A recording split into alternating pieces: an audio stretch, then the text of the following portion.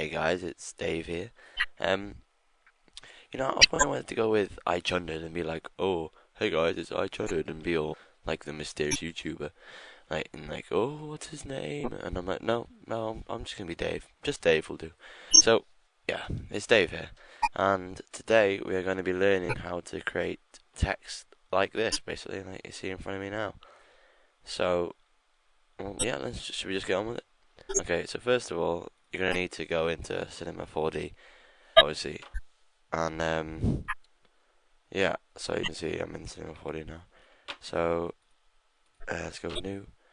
Um, let us to start off like basic 3D text. Now you need to go to MoGraph here and text object. Okay, and you get this here. See? Now to change what that says, you come into object and text. So I'm type in chundered. And yep. Then to make it so it's well, it's 3D now, but to make it look a bit better, go to depth, and I like to have it at 125. Depending on, now that doesn't look very good at the moment, I know. So you go to font and change the font. Now I'm going to use a font called Reboard because I think it's good. You can go off to font.com. I've got another tutorial. I think I might link it to get how so you know how to get the fonts. So there you go. Right. So that's looking good already. If we render that out, you can see. But it's a bit boring, isn't it? So now, actually, this is my main. I'm just gonna change this. There we go. Now, as you can see, it's a bit boring at the moment. So we're gonna go on to this. We're on to caps and change it to fillet cap, and then the fillet type. I'm gonna change that to one step. Now, if I zoom in, you can see that has see a little step there. Oh, see it? That's done that there. So now that looks a bit better already. So we're going to add some colour to this now. We go to, well, I've already got the material actually. If you want to make a new material yourself, go to double click on that and then double click on the actual material, and then you can just change the colour here. You see that's a red stuff, but I'm not going to use that now. I'm going to go to file, load materials, and I got these materials off a guy called Acres HD. I don't know if anyone's known of them. So him even. So I'll put a link in the description to that. So yeah, so I'm gonna just drag this to there and this to there. So I've got two colours there at the moment. Now if you want just the I don't know what you call it, that little bit there to be a different colour, then we click on the yellow, and in the selection bit here we type in R1. Okay, and then click on that. Should see you just coloured in that bit there. So if I render that out, we can see that it's all black, but that little bit there. And now that looks good. I like that quite a lot. And stuff. If you want to know as well, the code for this front bit here, if you want to change the colour of that, I'll just do it quickly now. It's that is C1. See? Okay, so that's how you change it, but that just looks stupid, so and delete that. Now to get that little bit around it that I had before, like the border, I'm not sure how you get it, the actual one I made before back, but you're going to need to get your text like this, then go to this window button here, and go to the front view. So you just got the front of your text, and you're going to zoom in, and then what we have to do now is you do spline tool and Bezier. Okay. Now once you got this, you just follow around. Now I'm not going to do this properly now, but if you were making it for real, you'd obviously spend a little bit more time on this.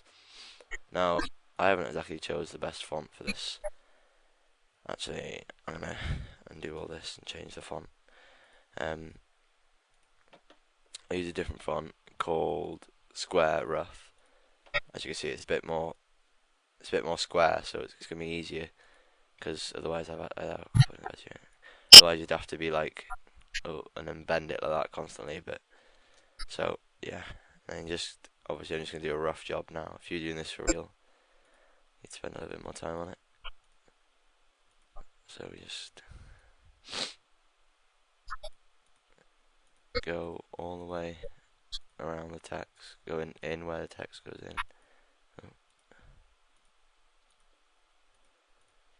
It can get quite a bit annoying because sometimes the arrows get in the way and you can't actually put the things, you have to click somewhere else. Like there, so you have to click over there to get the arrow out of the way. Sorry it's taking so long, I'd speed it up, but I don't know how to.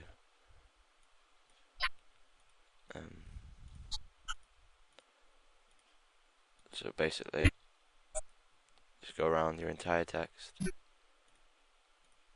being a bit more careful than I am now. And then, oh, that's a bit bad. Once you're done then, you'll see that you have to click right on the dot, by the way, when you're finished. You get a new spline here, okay, so we're done in the front view now, we can go back to perspective. And if you look, you can see there's that line all the way around the thing, okay? Now to make the spline 3D, you go to this little button, this little square with the thing around it, and extrude, okay? Now, you grab mine and see that little down arrow, you can just let go to make it a parent of or something like that, I think. Now you see we got that thing there. I like to, oh dear, make sure you click on the extrude NURBS bit when you're doing this.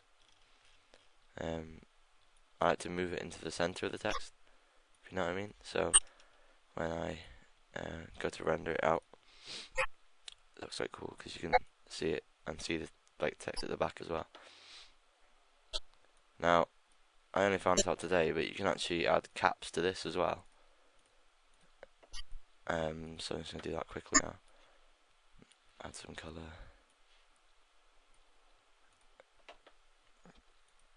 Change it this way. So remember R1 for the little bit around the edge. If I render that out now, you can see that that's quite cool.